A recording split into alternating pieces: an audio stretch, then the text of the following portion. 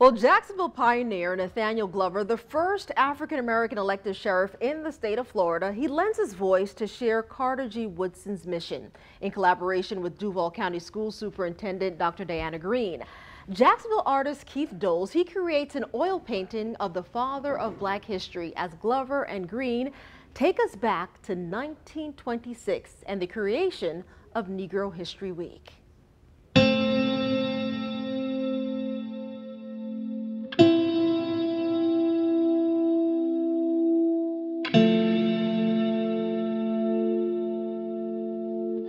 If you teach the Negro that he has accomplished as much good as any other race, he will aspire to equality and justice without regards to race.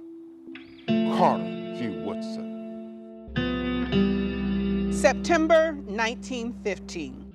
50 years after the 13th Amendment abolished slavery, freeing a people ill-equipped to thrive, taught from birth to believe they were inferior, Woodson aimed to right that wrong.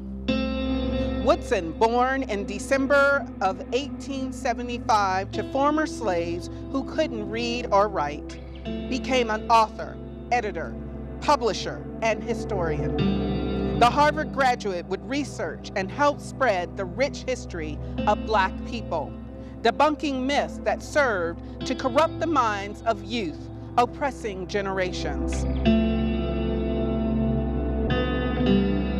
Those who have no record of what their forebears have accomplished lose the inspiration which comes from the teaching of biography and history. Woodson and Minister Jesse E. Moreland founded the Association for the Study of Negro Life and History in Chicago, Illinois on September 9, 1915. Its purpose? To explore, preserve, and share the achievements of Black Americans, inventors and scientists, genius sprung from the minds of people whose worth they were taught was of no real value. By 1926, Negro History Week was created, celebrated during the second week of February, coinciding with Abraham Lincoln and Frederick Douglass's birthdays. Communities across the nation would become inspired and organize local celebrations. Schools created history clubs, lectures sharing accomplishments and performances, bringing to light a history that could not be denied. If a race has no history, it has no worthwhile tradition. It becomes a negligible factor in the thought of the world, and it stands in danger of being exterminated. Carter G. Woodson.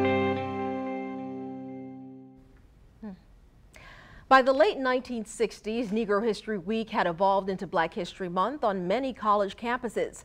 President Gerald Ford officially recognized Black History Month in 1976. Nathaniel Glover, whose voice you just heard there, was already 33 years old.